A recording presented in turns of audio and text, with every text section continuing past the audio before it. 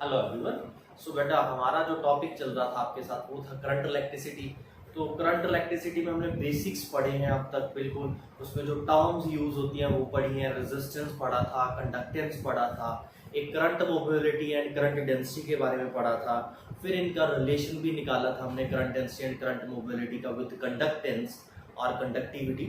ठीक है, तो अब हम लोग जो है बेटा नेक्स्ट पार्ट के ऊपर मूव करने वाले हैं इस चैप्टर में। तो वो जो नेक्स्ट पार्ट है हमारा वो सेल्स की बात करेंगे हम लोग। ठीक है, अभी आपने देखा होगा, मतलब ये हमने पिछले पार्ट चैप्टर में भी किया है।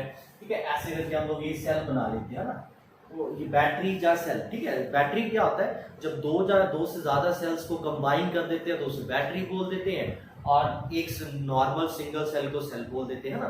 तो बेसिकली सेल का काम क्या होता है, सेल क्या करता है बेटा, सेल के अंदर दो इलेक्ट्रोड्स होते हैं। मैं ज्यादा डिटेल में नहीं जाऊंगा बेटा, आप लोग केमिस्ट्री में बहुत अच्छे से कर चुके हो ये चीज, तो यहाँ पे हमें उतना वो चीज नहीं करनी है। ठीक है, हमें यहाँ पे फिजिक्स पॉइंट ऑफ से पढ़ना है। तो हर एक सेल के दो इलेक्ट्रोड होते हैं, दो इलेक्ट्रोड में से एक होता है हाई पोटेंशियल पे, दिस वन, एंड एक होता है लो पोटेंशियल पे, ये जो होता है। ठीक है, तो ये हमारा एक सेल होता है, इसके बारे में स्टडी करेंगे। ठीक है, अच्छा तो आज हम लोग फिर जो करने वाले हैं वो है सेल। ठीक है, ओके, सेल करने से पहले मैं पिछले वीडियो जो पिछला लेक्चर था हमारा उसकी बात कर लेता। मैंने आपको एक होमवर्क दिया था, उस होमवर्क में मैंने आपको एक क्वेश्चन करने के लिए दिया था। आई होप आप सबने किया होगा वो, और जब किया होगा तो कईयों का सही भी आया होगा, कईयों का गलत भी आया होगा। जिनका गलत है वो देख ले कहाँ गलती की है, और दूसरे जिनका सही है वो वेरीफाई कर ले सही किया है गलत को नहीं किया है। ठीक है, तो कई बार क्या होता है बेटा, हम लोग धक्के से कर लेते हैं, तो कोई बिना कोई कंसेप्ट सोचे कर लेते हैं, वो गलत है। हमने बिना कोई कंसेप्ट सोचे नहीं, प्रॉपर कंसेप्ट लगाना है यहाँ पे। ठीक है, तो क्वेश्चन क्या था हमारा, हमने रेजिस्टेंस फाइंड आउट करनी थी, इसकी फ्रस्टम शेप वायर थी हमारे पास। ओके, तो कर लेते हैं वो, आज वो क्वेश्चन कर लेते हैं पहले। तो बेटा हमारे पास क्या था, कुछ इस तरह से ये फ्रस्टम शेप एक हमारे पास वायर थी। ठीक है,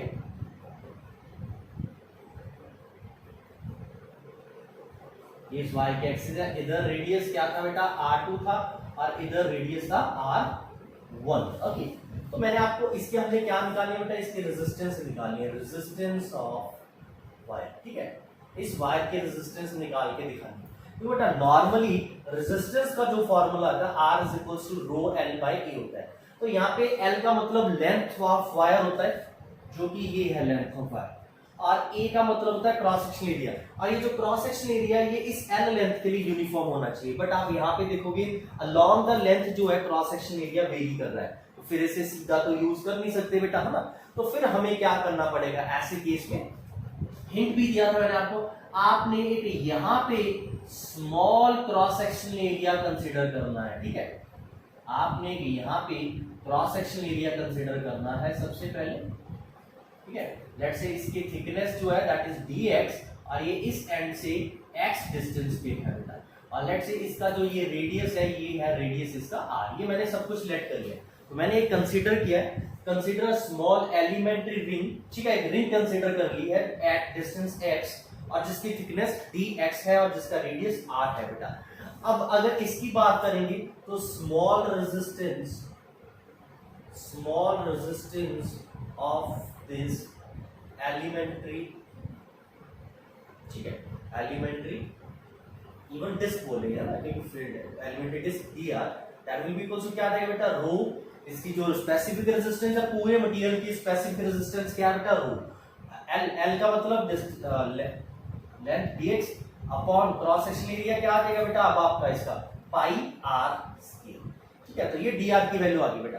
अब आप लोग बोलोगे सर टोटल रेजिस्टेंस के लिए इंटीग्रेशन कर देंगे, बिल्कुल सही बोल रहे हो आप, इंटीग्रेशन कर देंगे, बट इंटीग्रेशन करने से पहले हमें एक चीज का ध्यान देना होगा, यहाँ पे दो वेरिएबल है, एक x और एक r। क्योंकि बेटा जब आप इस एंड से दूसरे एंड पे जा रहे हो तो x बढ़ रहा है और दूसरा आपका रेडियस भी तो बढ़ रहा है। तो अब हम क्या करेंगे, देखो बेटा मैं यहाँ पे ये चीज आई होप आपने मैथमेटिक्स में की होगी। ठीक है, अगर ये R2 है बेटा, ठीक है, ये टोटल रेडियस R2 है, और ये वाला रेडियस कितना हो जाएगा, R1 हो जाएगा कि नहीं हो जाएगा, ये R1 है ये R2 है, तो ये कितना हो जाएगा, ये कितना हो जाएगा R2 माइनस R1। क्लियर है, अगर ये एंगल अल्फा मान लें हम लोग, तो यहाँ पे क्या लिख सकते हो, tan alpha will be equals to R2 minus R1 by L लिख सकते हो। सिमिलरली अगर मैं सिर्फ यहां पे देखूं, इसकी बात करूं बेटा, इसके लिए tan अल्फा क्या लिख सकते हो? अब देखो बेटा, इस डिस्क का रेडियस क्या है? R है और ये R1 है, तो इसे क्या लिख सकते हो? ये चीज को क्या लिख सकते हो आप लोग? R minus R1। तो यहाँ पे इक्वल्स टू क्या लिखा जा सकता है? R माइनस R1 बाई नीचे क्या आ जाएगा? X, क्योंकि इसका बेस कितना है बेटा? X है। पहले वाले ट्रायंगल, जब मैंने ये ट्रायंगल कंसीडर किया था तब बेस कितना था? L के इक्वल था। ओके, तो ये चीज क्लियर है। अब यहाँ से R की वैल्यू निकालते हैं, तो R की वैल्यू क्या आ जाएगी बेटा? R2 minus R1 upon L into X plus R1। तो ये R की वैल्यू आ गई ना, ये बेटा इनको मैंने रीअरेंज करके R की वैल्यू निकाली है। ओके, तो अब ये R की वैल्यू यहाँ पे डाल देते हैं, तो dr will be equals to क्या आ जाएगा? Rho gx upon pi r square. तो इसका सबका स्क्वायर करेंगे बेटा, है ना, तो क्या आ जाएगा? इसका स्क्वायर किया तो R2 minus R1 upon L into x plus R1 का होल स्क्वायर, कुछ इस तरह से हो जाएगा। अब हम लोग इंटीग्रेशन स्टार्ट करेंगे। ओके, तो अब नेक्स्ट स्टेप मूव करते हैं। तो टोटल रेजिस्टेंस क्या आ जाएगी बेटा? Total resistance R will be equals to integration of dr आ जाएगा बेटा। तो R will be equals to integration of क्या आ जाएगा बेटा? ये सारी चीज आ जाएगी, रो बाय पाई, यहाँ पे dx, और ये क्या है बेटा हमारे पास? R2 minus R1 upon L into x. ठीक है, ये ब्रैकेट में लिख लेते हैं, बड़ी ब्रैकेट आ रही है, इसके पूरे के स्क्वायर है। ठीक है, ये ब्रैकेट में है प्लस R1 और इसका पूरे का स्क्वायर। ठीक, तो अब आपको इसकी इंटीग्रेशन करनी है और कुछ नहीं करना। यहाँ पे रो बाय पाई तो कॉमन आ जाएगा बेटा, रो बाय पाई कॉमन आ जाएगा। अब आपने नेक्स्ट इसकी क्या करनी है? इंटीग्रेशन करनी है। R इज इक्वल्स टू रो, और इंटीग्रेशन किस पार्ट की करनी है? किस वेरिएबल की करनी है? x की करनी है। कहां से कहां तक? x की इंटीग्रेशन करेंगे 0 टू n, और यहां पे रह जाएगा हमारे पास R square minus R1 upon n। तो बेटा ये चीज पूरी R2 minus R1 upon n, ये एक तरह से कांस्टेंट चीज है ना, x plus R1 whole square. ठीक है, ये कुछ इस तरह से बन गया था। ठीक है, अब आप लोग इसकी इंटीग्रेशन कर लोगे, आपके पास रिजल्ट आ जाएगा बेटा। देखो इंटीग्रेशन कैसे करनी है, देखो ये आपको लग रहा होगा सर ये थोड़ा सा कंफ्यूजिंग है, इसका क्या करना है? तो देखो बेटा है कुछ नहीं, अगर मैं इसे कांस्टेंट a बना दूं तो ax plus b whole square वाली चीज लग जाएगी। हमने एक तरह से क्या है, इसकी इंटीग्रेशन करनी है, dx upon ax plus b whole square की इंटीग्रेशन करनी है। और आई होप आपको इसकी करनी आती है इंटीग्रेशन बेटा। आपने इंटीग्रेशन में क्या करते हैं, इसको ऊपर ले जाओगे तो -2 हो जाएगा ना। मैं इसकी यहाँ पे इंटीग्रेशन लिख देता हूँ, क्या हो जाएगा? ax प्लस b -2 है, इसमें +1 कर देंगे, -2 +1 नीचे, और साथ में a मल्टीप्लाई हो जाएगा। ठीक है बेटा, ये रूल है इंटीग्रेशन करने का। ये रूल मैं यहाँ पे नहीं सिखाऊंगा, बहुत बार टीचर ने आपको बताया होगा ऐसा रूल। तो अगर यहाँ पे ax प्लस b होता तो सीधा नेचुरल लॉग ऑफ x आ जाता, natural log of ax plus b आ जाता, बट यहाँ पे रेज्ड टू पावर स्क्वायर है बेटा, तो एक तरह से ये किसकी तरह होगा? ठीक है, मैं और सिंप्लीफाई कर देता हूँ इसको। एक तरह से ax प्लस b को अगर मैं x ट्रीट करता तो इसकी इंटीग्रेशन तो सबको आती होगी। सबसे बड़ी दिक्कत बच्चों को इंटीग्रेशन में ही आती है, इसकी इंटीग्रेशन सबको आती है, dx by x स्क्वायर की इंटीग्रेशन। ओके, बिल्कुल, अगर x की जगह पे यहाँ पे ax प्लस b हो बेटा, तो इसकी इंटीग्रेशन बिल्कुल उसी मेथड से होनी है, बस क्या होता है यहाँ पे divided by coefficient of x आ जाता है, a के साथ यहाँ पे क्या हो जाएगा? डिवाइड हो जाएगा। तो अब आप इसको करेंगे इंटीग्रेट, तो रो बाय पाई तो वही चीज है बेटा। अब इसी की इंटीग्रेशन में क्या आया था?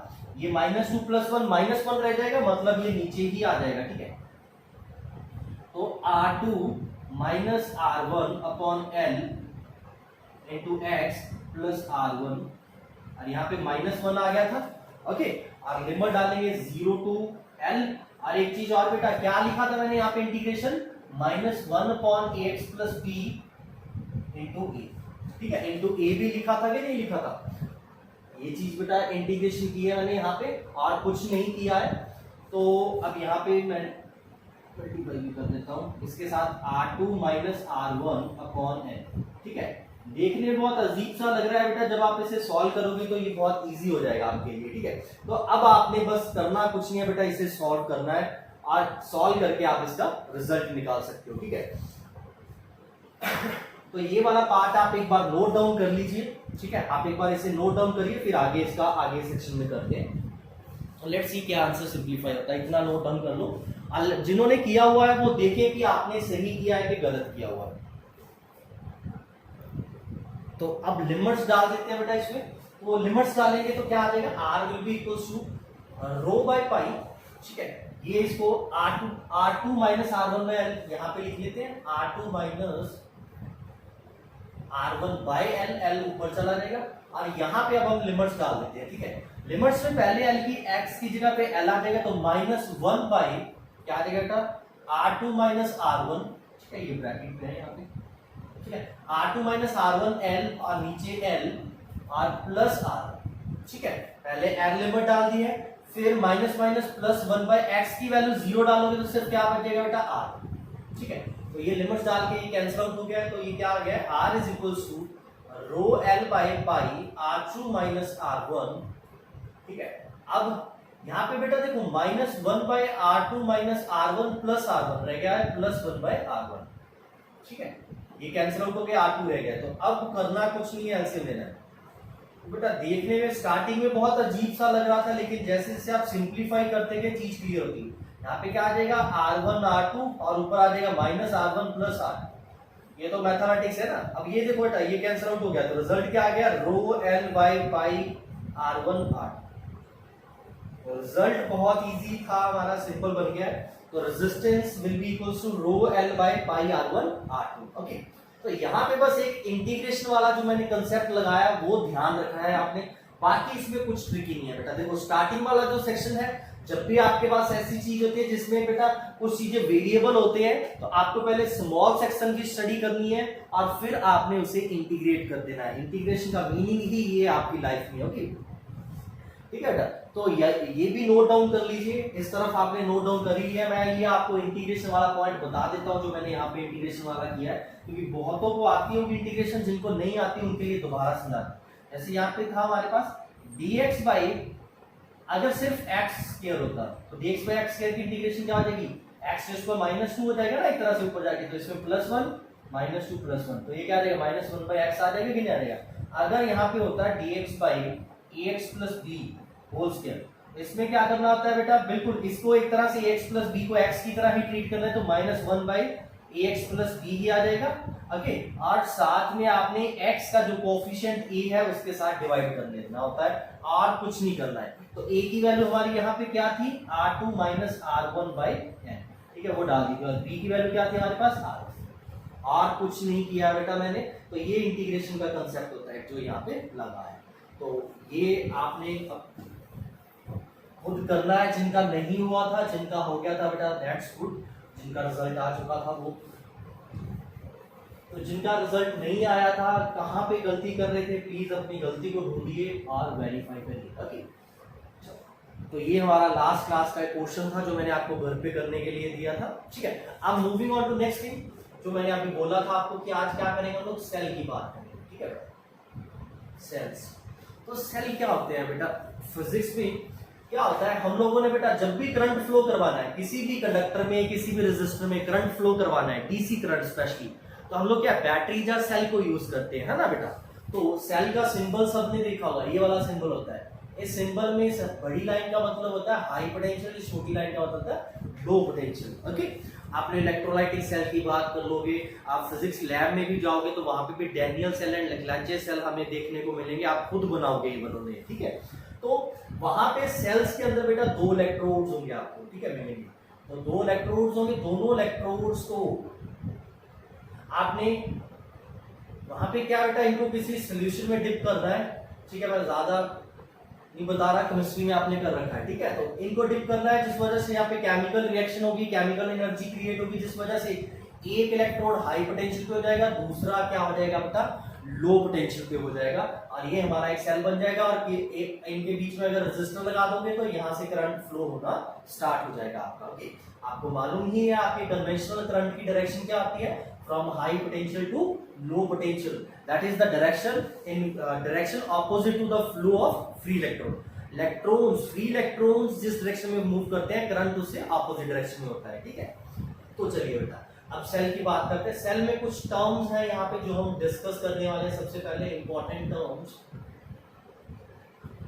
तो इंपॉर्टेंट टर्म्स में सबसे पहले आता है ईएमएफ, इलेक्ट्रोमोटिव फोर्स, ठीक है।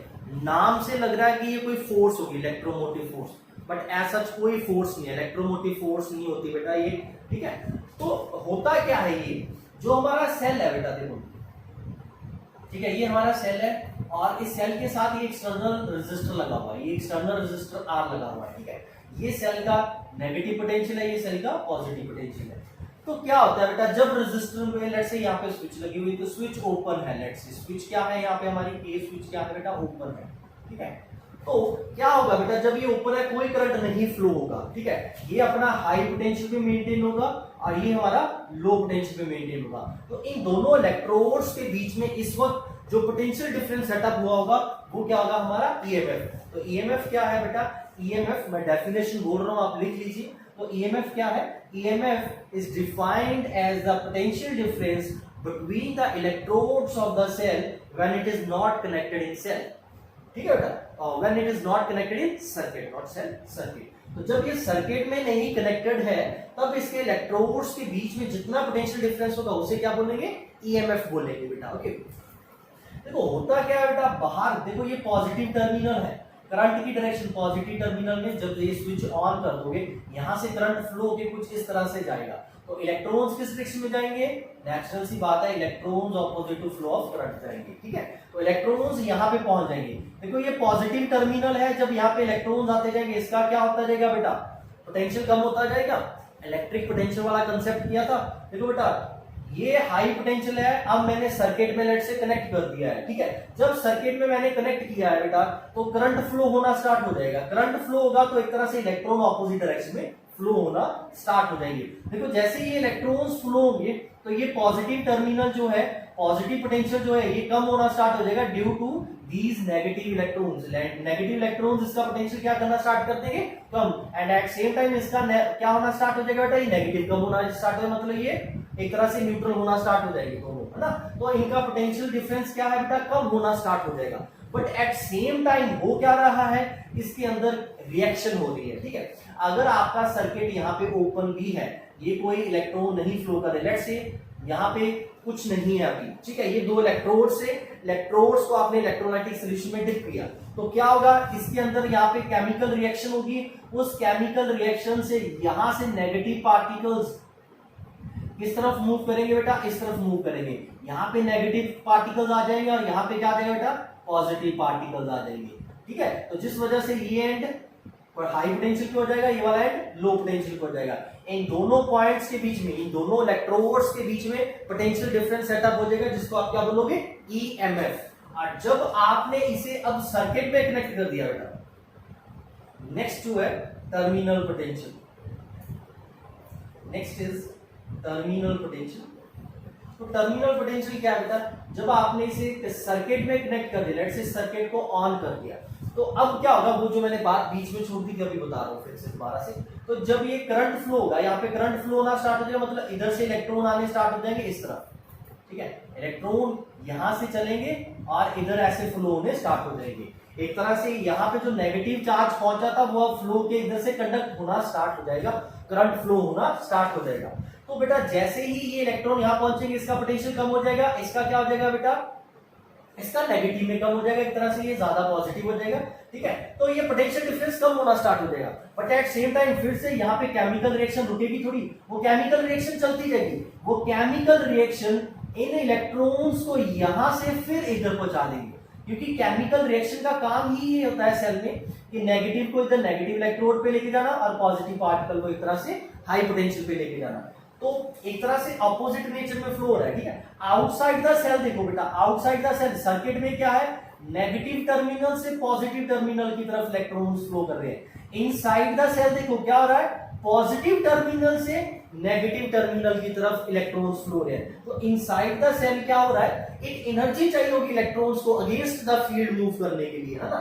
तो इन इलेक्ट्रॉन्स को वो एनर्जी कहां से मिलती है, जो केमिकल रिएक्शन होती है। तो जब ये इलेक्ट्रॉन्स बाहर वाले सर्किट से घूम के यहाँ पहुंचते हैं, तो बैटरी या सेल के अंदर क्या होता है, इनको अगेंस्ट द फील्ड मूव करवाया जाता है due to by the energy of chemical reaction, और इस वजह से यहाँ पे पोटेंशियल डिफरेंस मेंटेन रहता है। बट अब क्या होगा, जब ये इलेक्ट्रॉन यहां से यहां जंप करेंगे ना बेटा, तो क्या होगा, यहाँ पे इलेक्ट्रॉन्स को इंटरनल रेजिस्टेंस मिलेगी इलेक्ट्रोलाइटिक सोल्यूशन, या फिर ये इलेक्ट्रोड के मटेरियल की वजह से, कोई मटेरियल जिस वजह से कुछ जितनी केमिकल एनर्जी क्रिएट होगी, रिलीज होगी वहां पे, उतनी इलेक्ट्रॉन गेन नहीं कर पाएंगे, जिसका मतलब है यहाँ पे कुछ ना कुछ इनकी एनर्जी में लॉस होगा। आपको मालूम ही है, मैंने पहले ही बता रखा है, इलेक्ट्रॉन की एनर्जी लॉस होने का मतलब एक तरह से इलेक्ट्रॉन के फ्लो को रेजिस्ट मिल रहा है, मतलब करंट को फ्लो को रेजिस्ट मिल रहा है, जिसका मतलब है कुछ एनर्जी लॉस यहाँ पे मिल जाएगा, हो जाएगा। तो जितना पोटेंशियल डिफरेंस पहले था, उतना जब सर्किट में करंट फ्लो होने लग जाएगा उतना नहीं रहेगा। तो इस वक्त इसे E के साथ रिलेट कर देते हैं बेटा, इसे V के साथ रिलेट कर देते हैं। तो टर्मिनल पोटेंशियल क्या है बेटा, terminal potential is the potential difference between the electrodes of the cell when it is connected to a circuit. जब सेल को आपने सर्किट में कनेक्ट कर दिया है, उसके अंदर करंट फ्लो होने लग गया है, तब उसके इलेक्ट्रोड के बीच में जो पोटेंशियल डिफरेंस है उसे क्या बोलेंगे, टर्मिनल पोटेंशियल।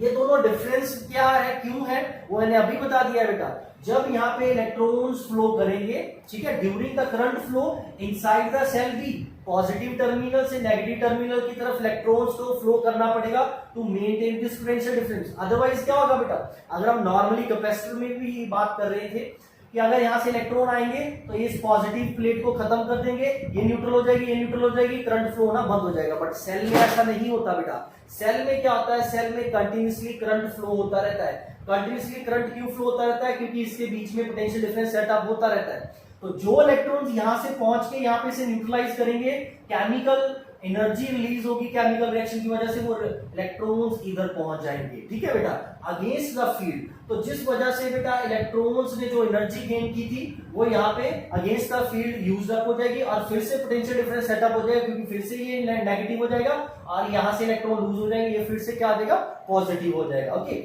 और अब क्या होगा बेटा, जब इलेक्ट्रॉन यहाँ से यहाँ तक जाएंगे इनसाइड द सेल, कुछ ना कुछ इलेक्ट्रॉन की एनर्जी में लॉस हो जाएगा due to the internal resistance of the cell. तो वो जो लॉस है उसकी वजह से जितना पोटेंशियल डिफरेंस ओपन सर्किट में होगा उतना क्लोज्ड सर्किट में नहीं होगा। बस ध्यान रखना, इसके साथ ओपन सर्किट लिख लो, मतलब no current flowing, open circuit no current flowing, ठीक है। और टर्मिनल पोटेंशियल का मतलब है सर्किट क्लोज्ड है, क्लोज्ड सर्किट, एंड करंट क्या कर रहा होगा बेटा, करंट फ्लो कर रहा होगा यहाँ पे। क्लियर है बेटा, तो ये चीज का आपने ध्यान रखना है। अभी मैंने आपको एक चीज और बताई है, इंटरनल रेजिस्टेंस। तो जो हमारा सेल होता है बेटा, जब उसे आप एक सर्किट में लगा देते हो तो सर्किट में लगाने से करंट फ्लो होगा, जिस वजह से उस सेल के अंदर ही कुछ ना कुछ एनर्जी लॉस हो जाता है। मतलब जितनी एनर्जी केमिकल रिएक्शन से रिलीज होती है उतना यहाँ पे पोटेंशियल डिफरेंस सेटअप नहीं होता, कुछ ना कुछ लॉस हो जाता है, ठीक है। उस लॉस को हम लोग बोलते हैं कि वो इंटरनली लॉस हुआ है, इंटरनल रेजिस्टेंस की वजह से लॉस हुआ है, ठीक है बेटा। तो इंटरनल रेजिस्टेंस क्या है बेटा, इंटरनल रेजिस्टेंस का मतलब है internal opposition to the flow of electrons inside the cell, ठीक है। सेल के अंदर जो इलेक्ट्रॉन्स को फ्लो होने में अपोजिशन मिल रही है उसे बोलेंगे इंटरनल रेजिस्टेंस ऑफ सेल। और इसीलिए जब आपका सेल लगा होगा, सेल के अगर यहाँ पे E लिखा हुआ है तो साथ में ये शो किया होगा, नेगेटिव टर्मिनल के साथ यहाँ पे स्मॉल r लिखा होगा, तो ये स्मॉल r क्या होगा, सेल की इंटरनल रेजिस्टेंस। क्लियर है बेटा। और अगर उन्होंने कुछ इस तरह से बनाया हुआ है, ये रेजिस्टेंस है हमारा R और यहाँ पे सेल लगा दिया और सेल के ऊपर लिख दिया V, तो इसका मतलब है V लिखने का मतलब है उन्होंने ईएमएफ और इंटरनल रेजिस्टेंस को काउंट करके जो क्लोज सर्किट में ये नेट पोटेंशियल क्रिएट करेगा वो बता रखा है। तो यहाँ पे जब V लिखा हो तब आपको इंटरनल रेजिस्टेंस काउंट करने की जरूरत नहीं है बेटा। ओके, जब आपका E लिखा होगा इट मींस कि सेल का ईएमएफ दे रखा है। तो ईएमएफ क्या होता है, जब ओपन सर्किट होता है तो नेचुरल सी बात है जब आप इसे क्लोज करोगे तो ईएमएफ में से कुछ पोटेंशियल किसके क्रॉस ड्रॉप हो जाएगा, सेल के अंदर कुछ पोटेंशियल, इलेक्ट्रिक पोटेंशियल का मतलब एनर्जी पर यूनिट चार्ज होता है ना, तो कुछ एनर्जी आपकी सेल के अंदर ड्रॉप हो जाएगी बेटा। तो नेट जो आउटर सर्किट को मिलेगी वो क्या होगी, E minus V। E minus I R, ठीक है। तो V इज इक्वल टू क्या आ जाएगा बेटा, E माइनस आई आर। ई में से जो सेल ने एनर्जी क्रिएट की थी, ठीक है, उसमें से मैंने क्या कर दिया है, इसके क्रॉस जो ड्रॉप होगा, आपको पता है बेटा अगर यहाँ पे सर्किट में करंट I फ्लो कर रहा है तो इसके क्रॉस पोटेंशियल डिफरेंस ड्रॉप कितना होगा, IR, ठीक है। V Ohm's law, V is equal to IR, R का मतलब इंटरनल रेजिस्टेंस। E में से IR माइनस कर देंगे तो V आ जाएगा हमारे पास, where V is the terminal potential between the electrode of the cell। और ये V ही आपका क्या होगा बेटा, ये जो आउटर रेजिस्टर है, एक्सटर्नल रेजिस्टर है, इसके क्रॉस भी आपको पोटेंशियल डिफरेंस कितना मिलेगा, V मिलेगा। क्लियर है बेटा। V क्यों मिला, E क्यों नहीं मिला, क्योंकि कुछ लॉस आपका सेल के अंदर हो जाएगा जो कि IR के इक्वल है। तो E में से IR माइनस करके V आ जाएगा हमारे पास। और इस सर्किट में जब सर्किट आपको ऐसे बना के दे रखा है तो यहाँ पे उन्होंने बेटा E माइनस आई आर का नेट V लिख के दे दिया है आपको, तो यहाँ पे इंटरनल रेजिस्टेंस काउंट करने की जरूरत नहीं है। जब E लिखा हुआ है तब आपको डेफिनेटली उन्होंने इंटरनल रेजिस्टेंस दिया होगा बेटा। अगर आपको इंटरनल रेजिस्टेंस नहीं दे रखा तो इट मींस आप उसे निग्लेक्ट कर सकते हो तब, बट ऐसा कभी नहीं होता, बहुत कम चांसेस है, पेपर में कंफ्यूजन है इसलिए बता रहा हूं। अगर कुछ बात ही नहीं और इंटरनल रेजिस्टेंस की और आप बोलो सर आपने तो E और V बोला था, हम तो ऐसे ही करेंगे, ठीक है। तो पेपर में थोड़ा सा ध्यान रखना इस चीज का। बट बेटा जो पेपर अच्छा पेपर डालेंगे वो नेचुरल से ज्यादा सिंबल्स का ध्यान रखते हैं, ई और वी लिखने में क्या है बेटा, प्रॉपर्ली ध्यान रखते हैं कि ई का मतलब ईएमएफ होता है, वी का मतलब टर्मिनल पोटेंशियल है, तो तब यहाँ पे वो आर भी बताएंगे इसका, ठीक है। कई बार ऐसे भी लिखा होता है, इस चीज को ऐसे भी रिप्रेजेंट कर देते हैं, ऐसे ई लिख के इस सेल के ऊपर ई कॉमा आर, तो इसका मतलब भी यही है कि यहाँ पे आपको क्या करना पड़ेगा, फिर आपने खुद यहाँ पे बना लेना है, यहाँ पे एक स्मॉल रेजिस्टेंस आर काउंट कर लेनी है सेल के साथ बेटा, ओके। तो ये V is equal to E minus I R आ चुका है। अब यहाँ पे आप देख भी सकते हो बेटा, अगर I की वैल्यू 0 है मतलब ओपन सर्किट है, तो V इज इक्वल टू क्या आ जाएगा बेटा, E आ जाएगा। तो जब ओपन सर्किट है, हमारा करंट फ्लो नहीं हो रहा है, तो इसके क्रॉस ड्रॉप ही नहीं होगा बेटा, इसके क्रॉस ड्रॉप नहीं होगा, तो यहाँ पे इलेक्ट्रोड्स के बीच में जो टर्मिनल पोटेंशियल होगा वो किसके इक्वल होगा, ईएमएफ के इक्वल ही होने वाला है तब, ठीक है बेटा। तो ये ओपन सर्किट में था, ये क्लोज सर्किट था। तो आई होप आपको मैंने ये दोनों पॉइंट्स क्लियर कर दिए हैं, what is EMF and what is terminal potential, ठीक है बेटा। तो ईएमएफ क्या है, रिपीट कर देता हूं, EMF is the potential difference between the electrodes of the cell when it is connected in open circuit और when there is no flow of current through the cell. और टर्मिनल पोटेंशियल का मतलब है potential difference between the electrodes of the cell when current is flowing in the circuit और when cell is connected in closed circuit, ठीक है बेटा, when circuit is closed. तो आप कुछ भी डेफिनेशन कुछ भी बना सकते हो, बट ध्यान रखना मीनिंग बेटा, इसका कंसेप्ट क्या है वो ध्यान में रखना है आपने, और कुछ नहीं करना है यहाँ पे, क्लियर है। तो ये दो टर्म्स है, इनके साथ एक तीसरी टर्म आ गई है हमारी इंटरनल रेजिस्टेंस। तो इंटरनल रेजिस्टेंस क्या है बेटा, जिस वजह से E और V बने हैं, ठीक है, क्यों बने हैं, क्यों इन दोनों में डिफरेंस है, ये दोनों इक्वल क्यों नहीं है बेटा। जितना इलेक्ट्रोड्स के बीच में पोटेंशियल डिफरेंस ओपन में होता है, क्लोज्ड में क्यों नहीं होता है, क्योंकि क्लोज्ड में करंट फ्लो होने लग जाएगा। जब करंट फ्लो होगा तो आपका कुछ ना कुछ ड्रॉप सेल के इंटरनली ड्रॉप, कुछ ना कुछ एनर्जी सेल के इंटरनली ड्रॉप हो जाएगी और उस वजह से आपका नेट पोटेंशियल जितना क्रिएट होना चाहिए था उतना नहीं होगा, उससे कम होगा और V कितना हो जाएगा, E minus I are, okay. तो ये आप नोट डाउन करिए, ओके। तो ये नोट डाउन कर लिया बेटा, ओके। अच्छा, मैं यहाँ पे आपको 2-3 क्वेश्चंस बता देता हूँ जो कई बार आ जाते हैं आपके बच्चे ये चीज याद करते हैं, V is equal to E minus I R, ठीक है। तो V is equal to E minus I R जो बना है, तो इस रिलेशन के अकॉर्डिंग हमारा टर्मिनल पोटेंशियल हमेशा EMF से हमेशा क्या होगा, छोटा होगा। अगर आपको क्वेश्चन आ जाए कि is EMF always greater than terminal potential, ठीक है, अभी मैंने जो लिखा है देखो, दोबारा से बना लेते हैं। ये एक्सटर्नल रेजिस्टर कैपिटल R है, ये हमारी बैटरी है जिसका EMF E है, और यहाँ पे इंटरनल रेजिस्टेंस R। ये बेटा बना के भी दिया हो सकता है, सिंपली R भी लिख सकते हैं यहाँ पे, तो आपने खुद इमेजिन कर लेना है नेगेटिव टर्मिनल के साथ स्मॉल रेजिस्टेंस R है, ओके। तो अब टर्मिनल पोटेंशियल का मतलब है बेटा, ये सेल हो गया कि नहीं हो गया हमारा, ये सेल है ना एक तरह से बेटा, नेट आउटपुट तो ये मिलेगा ना, तो ये जो है ये हमारा पोटेंशियल डिफरेंस क्या है, V। तो यहाँ से V इज इक्वल टू क्या आ गया, E माइनस आई आर आ गया, कुछ इस तरह से। तो इस रिलेशन के according V is always less than E, ठीक है। ये क्या है बेटा, जब आपका सेल डिस्चार्ज हो रहा है, सेल आपका रेजिस्टर को करंट दे रहा है during discharging of cell, during discharging of cell. अब आपको मालूम है बेटा चार्जेबल सेल भी आते हैं, तो लेट्स से चार्जिंग सेल है, तो चार्जिंग ऑफ सेल के दौरान क्या होगा सर्किट, आपको पता ही है बेटा, जैसे ये सेल है हमारा जिसका ईएमएफ ई है और ये रेजिस्टर इंटरनल रेजिस्टेंस की आर है। लेट्स से मैंने यहाँ पे बाहर से पोटेंशियल अप्लाई किया है, इन दोनों एंड्स के क्रॉस वी पोटेंशियल अप्लाई कर दिया मैंने, और ये वी की वैल्यू जो है कुछ इस तरह से कि ये सेल चार्ज हो रहा है। तो जब सेल चार्ज होगा ना बेटा, तो करंट बाहर नहीं निकलेगा सेल से, सेल के अंदर जाएगा तब, ठीक है बेटा। तो जब करंट अंदर जाएगा तो यहाँ पे V की वैल्यू क्या होने वाली है, V is equal to E plus I R होने वाला है, क्योंकि करंट की डायरेक्शन चेंज होगी तो यहाँ पे माइनस की जगह प्लस आ जाएगा। तो इस रिलेशन के अकॉर्डिंग V क्या है बेटा, ग्रेटर देन E है। तो अगर आपको क्वेश्चन आता है कि is terminal potential always greater than EMF, ठीक है, तो मल्टीपल चॉइस क्वेश्चन में तो ऑप्शंस ढूंढो कुछ इस तरह से, ठीक है बेटा। मैंने कंसेप्ट क्लियर कर दिया, इनमें से देखो कौन सी बेस्ट ऑप्शन है। अगर आपको सब्जेक्टिव क्वेश्चन आता है तो आपने क्या लिखना है उसमें, आपने लिखना है कि no it is not always, ठीक है, during discharging of cell terminal potential is less than EMF, whereas during charging of cell terminal potential is greater than EMF, ठीक है। तो एक 1 मार्क का क्वेश्चन आ सकता है, आपको तो ध्यान रखना है, ठीक है बेटा, क्योंकि बच्चे बुक में यही लिखा हुआ है V is equal to E minus I R, तो आप यही देख के जाओगे इस रिलेशन के अकॉर्डिंग, बिल्कुल V लेस देन E है तो आप ऑलवेज नहीं बोल सकते, क्लियर है। चार्जिंग के डिस्चार्जिंग, जब सेल आपका करंट दे रहा है, जब सेल करंट ले रहा है बाहर से, तो तब क्या होगा, पोटेंशियल डिफरेंस ज्यादा होगा ईएमएफ से, क्लियर है बेटा। ओके, तो चलो ये हमारा सेल था बेटा, इसमें हमने ये दो टर्म्स यूज की है, ईएमएफ एंड टर्मिनल पोटेंशियल। तो अब से आपने ध्यान में रखना है, बार बार यूज होंगे ये ईएमएफ एंड टर्मिनल पोटेंशियल बेटा, ठीक है।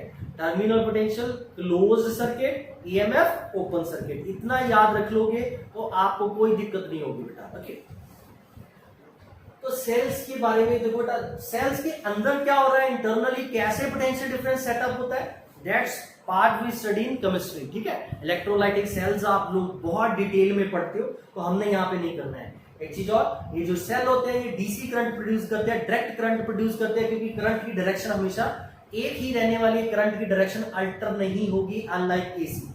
तो एसी के लिए अलग फंडा होता है, अब तक हम डीसी की बात ही कर रहे हैं, तो डीसी के लिए सेल्स यूज होते हैं या बैटरीज, ठीक है। बैटरी का सिंबल और डीसी सेल का सिंबल आपको मालूम होना चाहिए। सेल का सिंबल क्या होता है बेटा, कुछ इस तरह से, ठीक है, ऐसे, अगर ऐसे है तो इसे बैटरी बोल दो, ठीक है, ये बैटरी है, combination of cell is called battery, ठीक है। तो बैटरी या सेल को यूज करते हैं बेटा, ये बैटरी और सेल बहुत तरह के होते हैं, जरूरी नहीं सिर्फ इलेक्ट्रोलाइटिक सेल्स ही होते हैं, और भी बहुत तरह के होते हैं बेटा। सब डिटेल में आप केमिस्ट्री में पढ़ते हो, यहाँ पे मैं नहीं डिटेल में करने वाला आपके साथ। जस्ट हमें क्या करना है फिजिक्स में कि वो कितना पोटेंशियल क्रिएट कर रहे हैं, और उस पोटेंशियल को यूज करके हमने सर्किट में करंट क्रिएट करना होता है, बस बेटा हमारा काम इतना ही है यहाँ पे फिजिक्स में। ओके, तो अब बट आपने जरूर पढ़ना है, यहाँ पे मैं नहीं बता रहा, तो आप केमिस्ट्री में पढ़ोगे, जब तक आप नहीं पढ़ोगे आपके दिमाग में डाउट्स रहेंगे बेटा, ठीक है। तो चलो, अगर आप मतलब ये कि फिजिक्स में मैं नहीं करवा रहा क्योंकि केमिस्ट्री में भी आपने करना है, तो दो बार करने की जरूरत नहीं है, टाइम वेस्ट करने की जरूरत नहीं, आप यहाँ पर सिर्फ फिजिक्स पॉइंट की बात कर रहे हैं, ठीक है। तो अब हम लोग जो नेक्स्ट करने वाले हैं बेटा, that is combination of cells, combination of cells. तो हमारा आज का सारा टॉपिक सेल्स के ऊपर ही रहेगा। तो अब हम लोग करने वाले कॉम्बिनेशन ऑफ सेल्स। तो कॉम्बिनेशन ऑफ सेल्स में सबसे पहले बेटा हम लोग सीरीज में सेल्स को कंबाइन करेंगे, सीरीज में सेल्स को कंबाइन करेंगे। और लेट्स से ए केस है, n identical cells are connected, n identical cells are connected, ठीक है। हमारे पास कितने सेल्स कनेक्टेड है बेटा, n सेल्स कनेक्टेड है, और सारे के सारे सेल्स क्या आइडेंटिकल का मतलब है सेम है बेटा। जैसे ये सेल, इसकी ईएमएफ ई है और इसकी इंटरनल रेजिस्टेंस आर है, सेकंड सेल भी जो है इसकी भी ईएमएफ ई है और इसकी भी इंटरनल रेजिस्टेंस आर है, and so on till nth cell भी जो है उसका भी ईएमएफ ई है और इंटरनल रेजिस्टेंस आर है। इन सेल्स को कंबाइन करके आपस में कंबाइन किया और हमने इसे लगा दिया बेटा एक्सटर्नल रेजिस्टर आर के थ्रू, क्लियर। अब हमें मालूम करना है यहाँ पे कितना करंट फ्लो होगा सर्किट में ड्यू टू एन सेल्स। यहाँ पे कितने सेल्स है बेटा, ये कितने सेल्स हैं, एन सेल्स हैं ये। एन सेल्स कितना करंट क्रिएट करेंगे आर रेजिस्टर में, वो फाइंड आउट करेंगे। सबसे पहले देखो बेटा आइडेंटिकल सेल्स हैं, ठीक है, सारे सेल्स सीरीज में लगे हुए हैं। सीरीज में देखो कैसे लगे हुए बेटा, पॉजिटिव नेगेटिव, नेगेटिव पॉजिटिव के साथ, नेगेटिव नेगेटिव पॉजिटिव के साथ, कुछ इस तरह से कॉम्बिनेशन होगा, ठीक है। तो ये सीरीज में लगे हुए हैं।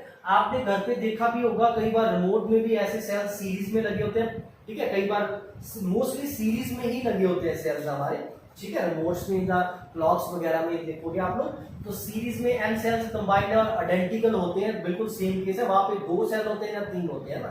तो देखो बेटा अब क्या होगा, सबसे पहले net EMF due to N cells, N cells का नेट ईएमएफ क्या बनने वाला है, ठीक है बेटा, ई, ठीक है, ये भी साथ में ऐड हो रहा है, ई प्लस ई प्लस ई, तो सबका E plus E plus E n times add करना है, तो ये क्या हो जाएगा, एन टाइम्स ई हो जाएगा कि नहीं हो जाएगा। तो net EMF due to N cells क्या हो जाएगा, एन इंटू ई। अब इन सेल्स की internal resistance n times add हो रही है बेटा, देखो ये सारी रेजिस्टेंस भी तो सीरीज में होगी, सारे सेल सीरीज में, तो सेल की इंटरनल रेजिस्टेंस भी क्या है बेटा, सीरीज में होने वाली है। तो इसीलिए net internal resistance of cell, तो ये क्या आने वाली है, सेल की इंटरनल रेजिस्टेंस क्या आने वाली है, net, that is R plus R. I hope आपको ये मालूम होगा, जब कैपेसिटर में किया था, कैपेसिटर में सीरीज में 1 रेसिप्रोकल वाला केस होता था, पैरेलल में ये रिफ्लेक्शन होता था, यहाँ पे उल्टा हो जाता है रेजिस्टर में, है ना। तो सीरीज में है तो R1 plus R2 plus R3 so on, है ना, n टाइम्स, तो इसीलिए n टाइम्स R हो जाएगा। तो एक तरह से अब ये चीज कुछ इस तरह से बन चुकी है, इन सेल्स का नेट ईएमएफ NE हो चुका है और इनकी नेट इंटरनल रेजिस्टेंस NR हो चुकी है, और इनको हमने लगाया हुआ है एक्सटर्नल रेजिस्टर R के साथ। तो बेटा अब सर्किट में करंट कितना होगा, यहाँ पे current I will be equals to क्या आने वाला है, I will be equals to net EMF NE upon net resistance R plus NR। Circuit में ये करंट आ जाएगा कि नहीं आ जाएगा हमारे पास। आप वैसे भी कर सकते हो, जैसे एक तो जैसे मैंने ये सीधा लिख दिया, अगर आप ऐसे नहीं समझ पा रहे, देखो लेट्स से इसके cross terminal potential V create हुआ है, तो V is equals to IR होगा, और V को हम और क्या लिख सकते हैं, E माइनस, अगर आपको याद हो, net EMF minus current into net RN is equals to IR, ठीक है। तो अगर आप इसे उधर ले जाओगे तो सेम चीज बन जाएगी, आपकी नेट ईएमएफ कितना है, NE है, और ये उधर आके I common, R plus net RN, तो I इज इक्वल टू क्या आ जाएगा, NE upon R plus R net, R net का मतलब NR। ऐसे भी सोच सकते हो, सीधा भी सोच सकते हो बेटा, ठीक है, आपके ऊपर डिपेंड है आपको कितना कंसेप्ट अच्छे से समझ आया है, ठीक है। तो ये हमारे पास है, अगर हमने n आइडेंटिकल सेल्स को सीरीज में कंबाइन किया है तो हमारे पास सर्किट में करंट कितना होगा, NE by R plus N into small r। यहाँ पे n का मतलब है नंबर ऑफ सेल्स, E का मतलब है हर एक सेल का ईएमएफ, और स्मॉल r का मतलब है internal resistance of each cell, okay. तो अब बेटा नेक्स्ट इसी में ही एक और केस डिस्कस कर लेते हैं, सीरीज में ही है, लेट्स से सीरीज में ही है। अब n आइडेंटिकल सेल्स की जगह पे let's say n different cells are connected, तो n डिफरेंट सेल्स में क्या होने वाला है, तो सब सेल्स डिफरेंट है, सबका ईएमएफ भी क्या होगा बेटा, different, E1 E2 R2 EN R, ठीक है बेटा। तो है कुछ नहीं, नेट ईएमएफ क्या होने वाला है, E1 plus E2 so on till EN, तो यहाँ पे NE नहीं बनेगा, ये भी ऐसे R1 R2 एंड RN तक ऐसे ही चला जाएगा कि नहीं चला जाएगा, क्लियर है। तो अब आपका करंट क्या हो जाएगा सर्किट में, current I will be equals to क्या आ जाएगा, net EMF E1 plus E2 plus E3 and so on till EN upon R plus R1 plus R2 plus so on till R, ठीक है। तो अब ये पार्ट नहीं है, पहले आइडेंटिकल सेल्स थे बेटा, तो आइडेंटिकल सेल्स में क्या था, सारे सेल्स का ईएमएफ सेम था, इसीलिए उसे n टाइम्स ही लिखा जा सकता है। यहाँ पे डिफरेंट है तो डिफरेंटली ऐड कर लिया बेटा, किया तो वही काम है, वहां पे ऐड करके एक छोटा रिजल्ट बन गया था, यहाँ पे एज इट इज लिखना पड़ेगा। तो सेल आपको 2 भी दिए हो सकते हैं, 3 भी दिए हो सकते हैं, n भी दिए हो सकते हैं, ठीक है। तो वो आपको बाई एपी मालूम है, मतलब कुछ ना कुछ ऐसे बनाएंगे वो टर्म कि आपके लिए ऐड अप करना इजी हो जाए। ऐसे नहीं कि बोलेंगे कि बैठे रहो और ऐड करते रहो, ठीक है। कुछ एपी ओपी बन रहा होगा, वहां पे ध्यान देना ये चीज का। मैथमेटिक्स को भी इन्वॉल्व करेंगे ऑब्जेक्टिव क्वेश्चन, ठीक है। सब्जेक्टिव में तो सीधा क्वेश्चन आता है बेटा, इतना टफ नहीं डालते आपके लिए। तो ये था कि अगर हम लोग सेल्स को सीरीज में कंबाइन करते हैं बेटा, तो हमारे पास सर्किट में कितना करंट फ्लो होता है। ओके, अब सिमिलर वे में अगर हम बात करें सेल्स को पैरेलल में कनेक्ट करते हैं, ठीक है। सेल्स को, सेकंड केस है, पैरेलल में कनेक्ट करेंगे बेटा। सेल्स को क्या है, पैरेलल में कनेक्ट करेंगे। और एक केस है एन आइडेंटिकल सेल्स का, एन आइडेंटिकल सेल्स। तो हमारे एन आइडेंटिकल सेल्स पैरेलल में कनेक्टेड है। अब ये फर्स्ट सेल है, ये इसकी रेजिस्टेंस आर है बेटा। अब पैरेलल का मतलब क्या होगा, पॉजिटिव टर्मिनल एक सेल का दूसरे पॉजिटिव के साथ कुछ इस तरह से जुड़ा होगा, ठीक है। ऐसे करके बेटा आपके कितने सेल्स हैं यहाँ पे, एन सेल्स है, ठीक है। एन सेल्स है यहाँ पे कनेक्टेड, ठीक है। सबका ईएमएफ ई है और आर रेजिस्टर है। इन सब सेल्स को आपने लगा दिया है एक्सटर्नल रेजिस्टर आर के साथ। लेट से यहाँ से कितना करंट आता है, आई करंट आता है, आई की वैल्यू निकालते हैं। तो देखो बेटा यहाँ पे थोड़ा सा इजी काम इसलिए हो गया। अब देखो, अगर आप देखोगे ये सारे सेल्स आइडेंटिकल है बेटा, सारे सेल्स की ईएमएफ भी सेम होगी और इंटरनल रेजिस्टेंस भी सेम होगी बेटा। तो अगर मैं यहाँ पे देखूं, ये नेट ईएमएफ कितना क्रिएट करेगा, ई, ये भी कितना क्रिएट करेगा, ई, ये भी कितना क्रिएट करेगा, ई। सारे सेल्स इन दो पॉइंट्स में कितना ईएमएफ क्रिएट करेंगे, ई। तो इन दो पॉइंट्स में हमें नेट ईएमएफ भी कितना मिलने वाला है, ई ही मिलने वाला है यहाँ पे।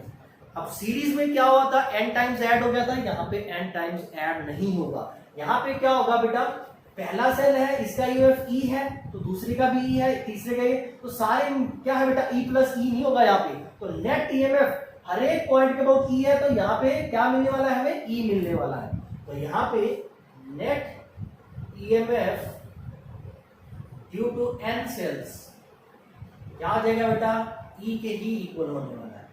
Next, net internal resistance of cells, N sales.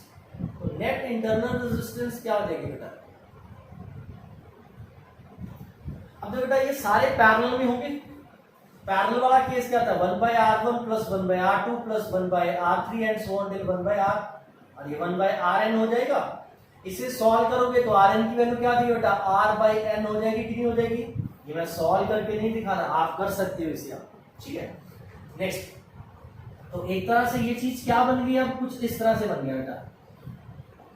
Net EMF सारे सेल्स मिलके क्या करेंगे, ई ही क्रिएट करेंगे, और नेट रेजिस्टेंस कितना क्रिएट कर देंगे, R/n। और ये हमारा एक्सटर्नल रेजिस्टर R है, कैपिटल R, और यहाँ पे करंट है I। तो current I will be equal to क्या आ जाएगा बेटा, I will be equal to आ जाएगा E net EMF upon net resistance R plus N। Clear है बेटा ये चीज, ठीक है। तो यहाँ पे सब बच्चों को ये दिक्कत अभी भी हो रही होगी कि सर ने ईएमएफ ई क्यों लिख दिया है। देखो बेटा ये चीज है कि यहाँ पे ईएमएफ इस सेल ने भी क्रिएट किया था, इसने भी क्रिएट किया था। तो बेटा देखो ये सारे पैरेलल में लगे हुए हैं, तो सब ने ईएमएफ ई ही क्रिएट किया है। तो यहाँ पे इस रेजिस्टर के क्रॉस में नेट ईएमएफ क्या मिलने वाला है, ई ही मिलने वाला है यहाँ पे। ओके, ऐड अप नहीं होंगे सीरीज में, ये क्या एक दूसरे को बेटा क्या है यहाँ पे सपोर्ट नहीं कर रही जैसे सीरीज में लगे थे। यहाँ पे नेट ईएमएफ ये पॉइंट इस पॉइंट के साथ डायरेक्टली कनेक्ट है, ये ई है तो ये ई है, तो यहाँ पे भी नेट क्या मिलने वाला है, ई मिलने वाला है। दो सेल्स की बात करो, ऐसे एन सेल्स की बात करोगे तो नेट ईएमएफ क्या मिलने वाला है, ई ही मिलने वाला है हमारा। ओके, तो फिर ऐसा क्या है बेटा, पैरेलल में क्यों लगाते हैं, सीरीज में क्यों लगाते हैं, क्या कहां से पता चलेगा कब पैरेलल में लगाना है कब सीरीज में। देखो इस रिजल्ट में अगर हमारे पास external resistor capital R greater than R/n है, केस फर्स्ट, तो हमारे पास करंट की वैल्यू क्या आ जाएगी बेटा, E/R आ जाएगी। इसे नेग्लेक्ट किया जा सकता है कि नहीं किया जा सकता इसके मुकाबले में। और यहाँ पे केस सेकंड की अगर बात करूं, R is less then R/n, current की वैल्यू क्या आ जाएगी बेटा, E अपॉन, अब इसे नेग्लेक्ट किया जा सकता है, R/n मतलब ऊपर चला है, तो अब करंट ऊपर चला गया। तो करंट यहाँ पे ज्यादा है कि यहाँ पे, नेचुरल सी बात है इस केस में करंट ज्यादा है, ठीक है बेटा। तो ये पैरेलल वाला केस है। मैं यहाँ पे सीरीज वाला भी लिख देता हूँ आपके लिए, जो सीरीज में रिजल्ट आया था। सीरीज में रिजल्ट आया था I is equal to NE/R plus small n r, ठीक है। तो इसमें भी ये दोनों केसेस अगर डिस्कस करें, फर्स्ट केस में R is greater than cell की टोटल इंटरनल रेजिस्टेंस NR, तो I क्या आ जाएगा बेटा NE/R। और दूसरे केस में R is less, internal resistance काफी स्मॉल है, तो I इज इक्वल टू क्या आ जाएगा बेटा, ठीक है, ये आ जाएगा, तो NN कैंसिल आउट होगी E/R। इस केस में कौन सा केस है, तो मतलब आप सेल्स को पैरेलल में कब लगाओगे और सीरीज में कब लगाओगे। सीरीज में आप तब लगाते हो जब एक्सटर्नल रेजिस्टर बहुत ज्यादा होती है, जो कि हमेशा नेचुरल सी बात है, एक्सटर्नल रेजिस्टर ही हमारी ज्यादा होती है, ठीक है।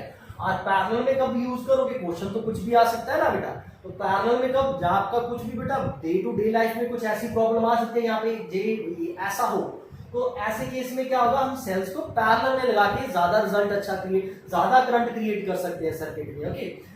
अगर आपकी एक्सटर्नल रेजिस्टेंस ज्यादा है तो फिर हमें सीरीज में ही यूज करना पड़ेगा, ताकि करंट हमें मैक्सिमम मिले सर्किट से, ठीक है बेटा। उन्हीं सेल से, उतने एन सेल्स हैं आपके पास, उनको पैरेलल में लगाना है, सीरीज में लगाना है टू गेट मैक्सिमम करंट। तो फिर कैसे सोचेंगे आप, पहले ये देखोगे कि सेल्स की नेट रेजिस्टेंस ज्यादा है कि कम है as compare to external resistance, and accordingly आप सीरीज या पैरेलल में लगा दोगे, ओके। तो ये हमारे पास था पैरेलल वाला केस। इस पैरेलल वाले केस में मैंने आपको बता भी दिया करंट मैक्सिमम पैरेलल में कब होगा, सीरीज में कब होगा, ओके। जिनको अभी भी समझ नहीं आया ना, ये मैंने EMF E क्यों लिखा है, ठीक है। अभी जो मैं नेक्स्ट केस करने वाला हूं उसको मैं एक अलग तरीके से करूंगा, ठीक है। उस मेथड से इस क्वेश्चन को करने की कोशिश करना, फिर आपको देखना रिजल्ट सेम आएगा और क्लैरिटी भी आ जाएगी आपको। तो अब मैं जो नेक्स्ट पार्ट करने वाला हूं बेटा, सेल्स को पैरेलल में ही लगाएंगे, सेल को पैरेलल में ही लगाएंगे, लेकिन डिफरेंट सेल्स को लगाएंगे। बी केस है, और 2 सेल्स के लिए लेंगे, आप ऐसे ही 3 या 4 के लिए भी कर सकते हो। 2 different cells are connected, 2 different cells are connected.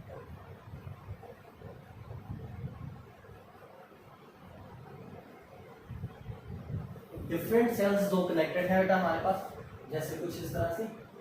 पहला सेल है E1 और इसका इंटरनल रेजिस्टेंस है R1, और दूसरा सेल है E2 और इसका इंटरनल रेजिस्टेंस है R2। कुछ पैरेलल में लगे हुए हैं और इनके साथ लगा दिया हमने एक्सटर्नल रेजिस्टर कैपिटल R, और कैपिटल R में I करंट फ्लो, क्लियर है। तो हमें I की वैल्यू ही निकालनी है बेटा। तो देखो कैसे करोगे आप इसे, आप दूसरे क्वेश्चन को बिल्कुल इसी तरह से कर सकते हो। तो बेटा अगर इस रेजिस्टर के क्रॉस टर्मिनल पोटेंशियल V है, ठीक है ना, तो potential cross resistor, potential drop across resistor, resistor के क्रॉस पोटेंशियल ड्रॉप V, उसे IR लिख सकते भी नहीं लिख सकते, हमें I की वैल्यू निकालनी है, मुझे मालूम है, और मैंने V रेड कर लिया तो I। अब तो बेटा अगर इस पॉइंट के क्रॉस टर्मिनल पोटेंशियल V है, तो यहां पे भी V होगा कि नहीं होगा बेटा, और यहां पे भी क्या होगा, V होगा कि नहीं होगा, क्योंकि ये पॉइंट्स बेटा सेम ही तो है। ये पॉइंट, ये पॉइंट, ये पॉइंट, ऐसे ये पॉइंट, ये पॉइंट, ये पॉइंट, ये तीनों सेम है, ये तीनों सेम है। इनके बीच में जितना पोटेंशियल डिफरेंस होगा उतना ही इनके बीच में होगा, उतना ही इसके बीच में होगा। तो मैंने इनके बीच में भी V लेट कर लिया, इसके बीच में और इसके बीच में भी लेट कर लिया। और लेट्स से बेटा इस सेल से यहां से निकला I1 करंट और यहां से निकला है I2 करंट। ऐसे अगर तीसरा सेल होता वहां से I3 निकाल लेते, तो I की वैल्यू यहां पे क्या आ जाएगी, I1 प्लस I2 हो जाएगी, हो जाएगी, क्लियर। अब एक चीज और लिख सकते हो आप, अगर मैं ये वाली चीज की बात करूं, V को आप ऐसे लिख सकते हो, V is equals to E1 minus I1 R1 लिख सकते हो। ये तो मैंने लिखा भी था जब आपने टर्मिनल पोटेंशियल लिखा था, V is equals to E1 EMF minus potential drop cross internal resistance R1। Similarly V को आप और क्या लिख सकते हो, E2 माइनस I2 R, ठीक है। यहां से I1 की वैल्यू निकालो, तो I1 की वैल्यू क्या आ जाएगी बेटा, E1 minus V upon R, और सिमिलरली यहां से I2 की वैल्यू निकालो, क्या आ जाएगी, E2 minus V upon R।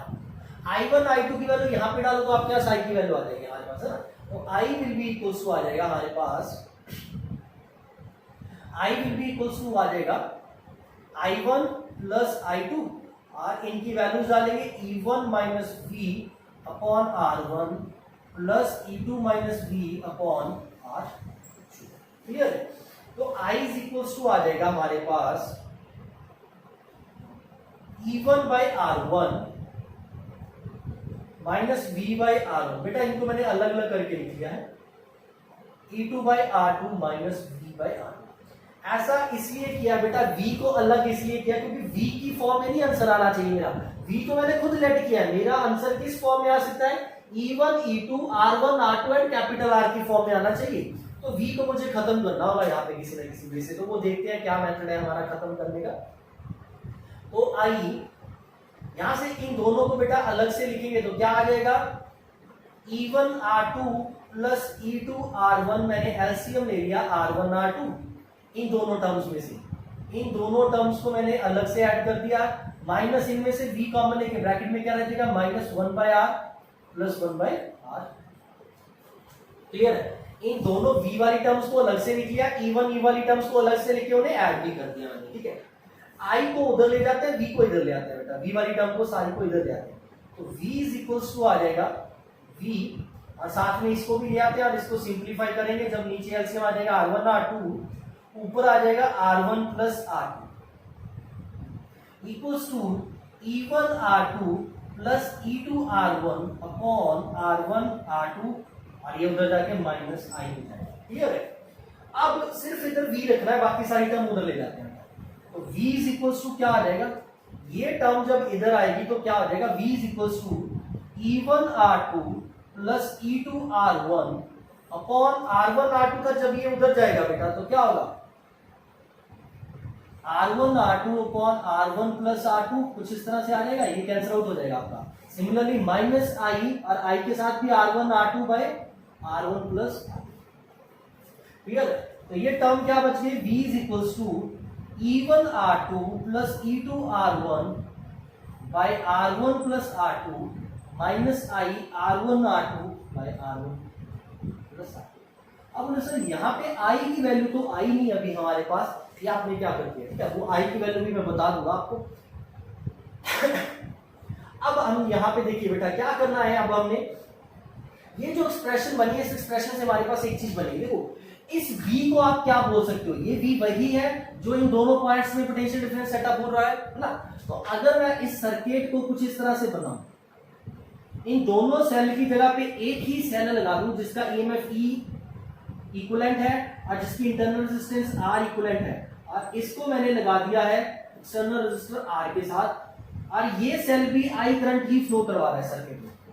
मैंने क्या किया? इस सर्किट को इस सर्किट के साथ रिप्लेस कर दिया, मतलब इन दोनों सेल की जगह पे मैंने एक सेल लगा दिया है जिसका EMF E इक्विवेलेंट है, और इन दोनों सेल की इंटरनल रेजिस्टेंस का R इक्विवेलेंट लगा दिया है। क्लियर है? इन दोनों रेजिस्टेंस के साथ इसे रिप्लेस कर दिया है, इन दोनों EMF के साथ इसे रिप्लेस कर दिया है। एक्सटर्नल रेजिस्टर वही है और ये भी वही करंट फ्लो करवा रहा है। तो ये सेल इन दोनों सेल का क्या हो जाएगा? इक्विवेलेंट हो जाएगा कि नहीं हो जाएगा?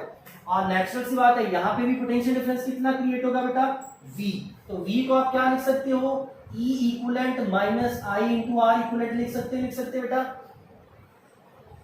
अब देखो बेटा, इस टर्म को एंड इस टर्म को अगर आप कंपेयर करो 1 एंड 2 को, तो आपके पास E इक्विवेलेंट क्या आ गया है? दो सेल्स के लिए E1 R2 plus E2 R1 upon R1 plus R, and R equivalent तो आपको पहले ही मालूम था, दोनों पैरेलल में है। जब पैरेलल में तो रिजल्ट यही बनता है आपके। ठीक है, यहाँ पे बन भी चुका है, ये देखो, this is R equivalent, this is E equivalent. तो बेटा आपको सीधा क्वेश्चन आ सकता है इन दोनों पॉइंट्स के लिए। आपको दो डिफरेंट सेल्स पैरेलल में लगे हुए हैं और आपसे इक्विवेलेंट EMF पूछ सकते हैं, तो आपने ये फॉर्मूला यूज करना है बेटा। ठीक है, ये मैंने इसीलिए ऐसे इस फॉर्म में लिखा ताकि आपको इक्विवेलेंट EMF बता सकूं। इक्विवेलेंट का मतलब यही होता है जो इन दोनों को रिप्लेस कर सके, दोनों का काम चला सके। तो दोनों का काम चलाने के लिए उस सेल का EMF इतना होना चाहिए। क्लियर है? ये दोनों मिलके नेट EMF इतना क्रिएट कर रहे हैं बेटा। क्लियर है? तो अब हमारे पास equivalent resistance R1 R2 plus R1, नीचे आ गया R1 प्लस R2, ये तो बेटा हमें मालूम ही था, क्योंकि रेजिस्टेंस वाला केस तो हम 10th में भी कर चुके हैं, जब दो रेजिस्टर पैरेलल में होते हैं तो उनका इक्विवेलेंट रेजिस्टेंस ये होता है। ठीक है बेटा, तो ये हमारे पास अब आ चुका है रिजल्ट दो डिफरेंट सेल्स की ईएमएफ इक्विवेलेंट के लिए और आर इक्विवेलेंट के लिए। अगर आपके पास 3 सेल्स होते तो 3 सेल के लिए यहाँ पे तीसरा E3 कुछ नहीं ऐड करना है, ये सिर्फ 2 सेल के लिए है, कि हमने स्टार्टिंग से 2 सेल के लिए है। 3 सेल होते तो यहाँ पे हमें I3 लिखना होता, यहाँ पे I3 के लिए फिर ये यहाँ पे रिएक्शन और इक्वेशन और बन जाती, उनको सॉल्व करते, फिर इसी फॉर्म में लेके आते और फिर जाके आपका 3 सेल्स के लिए इक्विवेलेंट ईएमएफ आता। क्लियर है बेटा? तो ये जब 2 सेल की बात हो रही है तब लगाना है आपने, मोस्टली ये वाला 2 सेल के लिए आएगा आपको। ठीक है, बट बेटा आने का चांसेस 3 का भी हो सकता है, तो आप 3 के लिए भी प्रिपेयर रहिए। मैंने बता दिया तीसरे के लिए तीसरा I3 ऐड कर देना, I3 यहाँ पे भी I3, V is equals to कुछ इस फॉर्म में इक्वेशन बना लेंगे, इधर V वाली टर्म होगी, यहाँ पे EMF वाली, यहाँ पे करंट के साथ कुछ टर्म होगी, तो करंट के साथ जो टर्म होगी वो R इक्विवेलेंट, जो यहाँ पे होगी E इक्विवेलेंट। ठीक है, इधर V रहना चाहिए सिर्फ, तो आप इस तरह से सिंप्लीफाई करके इक्विवेलेंट और R इक्विवेलेंट निकाल सकते हो अपना। ठीक है अच्छा, जैसे अब आपको मैंने बोला भी था, जो मैंने पिछली बार ई वाला लिया था, पर अगर वहां पे भी आप क्वेश्चन ऐसे सॉल्व करते हैं, आप देखो तो ये आपने नोट डाउन कर लिया है सबने। ठीक है, चलो ये नोट डाउन कर लिया है। मैं आपका पिछले वाला कंफ्यूजन भी क्रिएट कर देता हूं, क्योंकि जब मैंने वर्बली बताया था तो बहुत बच्चे वहां पे कंफ्यूज हुए। अभी तो देखो बेटा मैंने इस चीज के डेरिवेशन किए, वहां पे ऐसी डेरिवेशन की जरूरत नहीं रहती, क्योंकि ये सेल्स इक्विवेलेंट होने के कारण आई यहां से निकलेगा, आई ही यहां से निकलेगा। ओके, तो वहां पे ऐसे दिक्कत नहीं आती, बट आप अगर इस कंसेप्ट को वहां पे यूज करोगे आपका रिजल्ट सेम आएगा। देखो E equivalent is equals to E1 R2 plus E2 R1 by R1 plus R2 है। अगर E1 इक्वल्स टू E2 डाल दें और R1 इक्वल्स टू R2 डाल दें तो क्या रिजल्ट आ जाएगा? E equivalent is equals to ER plus ER upon R plus R। तो ये क्या हो जाएगा बेटा? 2ER bye 2R। तो E इक्विवेलेंट क्या हो गया? E के इक्वल हो गया कि नहीं हो गया? इसीलिए मैंने वहां पे सीधा लिख दिया था आपके लिए। ठीक है, तो ये सर्किट में आपके अगर दो डिफरेंट सेल्स लगे हो तो उनका net equivalent and net resistance निकाल दिया मैंने आपको। करंट के लिए करना कुछ नहीं बेटा, देखो करंट के लिए ये मालूम है V आ जाएगा और V को IR पुट कर दो, यहां से V आ जाएगा इस इक्वेशन से और V को IR पुट करके I की वैल्यू क्या आ जाएगी? V by R। क्लियर है, सिंपल सी बात है, तो करंट इन द सर्किट आ जाएगा आपके पास। तो ये था हमारा combination of cells in series and parallel.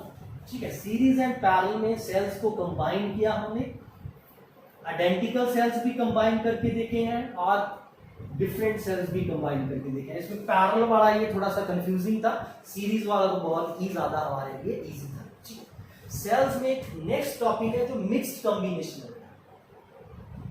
Mixed combination है, मिक्स कॉम्बिनेशन में हम लोग सेल्स को पैरेलल में भी लगाएंगे और सीरीज में भी लगाएंगे सेम टाइम पे। ठीक है, जैसे हमारे पास लेट्स से कुछ और आइडेंटिकल सेल्स के लिए ज्यादा इसे मतलब टफ नहीं बनाना है।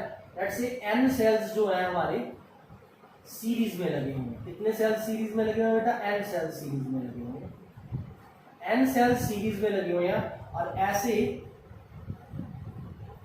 m सेल्स जो वो पैरेलल में।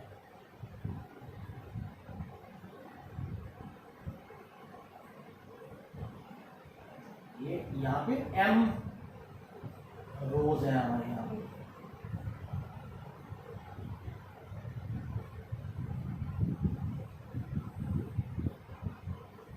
सारे के सारे सेल्स हमारे आइडेंटिकल है। अब इनको हमने लगा दिया है एक्सटर्नल रेजिस्टर R के साथ, तो क्या करंट होगा बेटा? तो देखो बेटा ये फर्स्ट रो है, ठीक है, सेकंड थर्ड फोर्थ ऐसे m रोज है। तो सबसे पहले net EMF of each row का नेट ईएमएफ क्या होगा बेटा? That will be equals to net n into ये हो जाएगा e प्लस n टाइम्स ये हो जाएगा कि नहीं हो जाएगा? इस रो का भी NE है, इस रो का भी NE है, इसका भी NE, इसका भी NE। तो आप बोल सकते हो नेट ईएमएफ कितना सर्किट में कितना हो जाएगा? नेट ईएमएफ ऑफ m रोज क्या हो जाएगा बेटा? NE ही रहने वाला है, पहले वाला कंसेप्ट नहीं है, जब E लगे होते तो E ले लिया था, अब NE है तो NE भी हो जाएगा। अब बात करते हैं net internal resistance of each row. Each row की इंटरनल रेजिस्टेंस क्या हो जाएगी बेटा, R1 will be equal to NR हो जाएगी, R plus R so on, तो NR हो जाएगा। और ऐसे कितने रोज है बेटा, net internal resistance of M rows है बेटा, तो Rn क्या हो जाएगा, NR बाय M हो जाएगा कि नहीं हो जाएगा बेटा, वही पहले की तरह 1 बाय NR पहले रो में है, दूसरे में 1 आ रहा है, तो ऐसे टाइम M टाइम चलेगा, तो ये कुछ आपका क्या बन जाएगा, NR बाय M। ठीक है, तो आपका current I will be equal to क्या जाएगा, जो नेट EMF है upon external resistance plus internal resistance of, आपका नेट करंट सर्किट में ये रहेगा NE on R plus NR by, यहाँ पे M आ जाएगा। इसे और सिंप्लीफाई करना चाहते हैं ऐसे भी लिख सकते हो, M यहाँ पे MR प्लस NR और M ऊपर भी चला है, तो ये चीज कुछ इस तरह से है। तो net current in the circuit क्या आ जाएगा बेटा, MNE upon MR plus N small r। ठीक है, यहाँ पे M का मतलब क्या है, कितने नंबर ऑफ रोज हैं, और N का मतलब है हर एक रो में कितने आइडेंटिकल सेल्स लगा रखे हैं, E का मतलब है हर एक सेल का EMF, और स्मॉल r का मतलब है internal resistance of each cell. ठीक है, तो ये था हमारा मिक्स्ड कॉम्बिनेशन बेटा। कई बार क्योंकि हमें मिक्स्ड कॉम्बिनेशन भी करना पड़ सकता है ना, तो क्योंकि रिक्वायर्ड करंट अगर हमारे पास आई है बेटा, तो हमें सीरीज में सारे पैरेलल में सीरीज में लगा के नहीं आई मिल रहा, फिर हमें क्या करना पड़ेगा, मिक्स्ड कॉम्बिनेशन करना पड़ेगा। ठीक है ना, जब क्या है देखो, मैंने वैसे बता ही दिया था, टू गेट मैक्सिमम करंट, अगर एक्सटर्नल रेजिस्टेंस ज्यादा है सीरीज में, इंटरनल रेजिस्टेंस ज्यादा है तो पैरेलल में, अगर दोनों कंपेरेबल है और मैक्सिमम करंट क्रिएट करना चाहते हो तो फिर आपको मिक्स्ड ग्रुपिंग करनी पड़ेगी इस तरह से। ठीक है, तो आप इस इक्वेशन को यूज करके आप फाइंड आउट कर सकते हो। ठीक है, यहां पे एक चीज और है, मैक्सिमम कितना करंट होगा और कब होगा, मैक्सिमम करंट कब होगा सबसे, तो बेटा I इज इक्वल टू क्या रिजल्ट आया, MNE by MR plus N। ठीक है, अगर मुझे इसे मैक्सिमाइज करना है तो इसे क्या करना पड़ेगा बेटा, मिनिमाइज करना पड़ेगा, और इसकी मिनिमम वैल्यू क्या पॉसिबल है, इसकी मिनिमम वैल्यू, इसको जीरो तो नहीं बोल सकते, फिर तो करंट इनफिनिटी हो जाएगा ना, तो मिनिमम रखना है इसे, लेट्स। तो अब मिनिमम के लिए बेटा क्या करना होगा, इधर तो M को जीरो कर दो या R को जीरो कर दो, या फिर N को जीरो कर दो और R को जीरो कर दो। अगर M को जीरो कर दिया तो बेटा नंबर ऑफ रोज खत्म हो जाएंगी, N को जीरो कर दिया तो हर एक रो में, फिर तो वो बेटा हमारा पैरेलल वाला केस ही बन जाएगा। तो यहाँ पे इतना इजी नहीं है आप इसे मिनिमम सोचना। अब इसको सोचने का एक अलग से ट्रिक है बेटा, क्या करेंगे, यहाँ पे स्केयरिंग कंप्लीट करेंगे कुछ इस तरह से। तो इसे मैं ऐसे लिख सकता हूँ, अंडर रूट में करके स्केयर, अंडर रूट में करके स्केयर, कुछ गलती तो नहीं की, फिर प्लस 2m अंडर रूट में n r, ये आप करते थे छोटी क्लास में, स्केलिंग कंप्लीट करना, minus 2 under root m r under root n।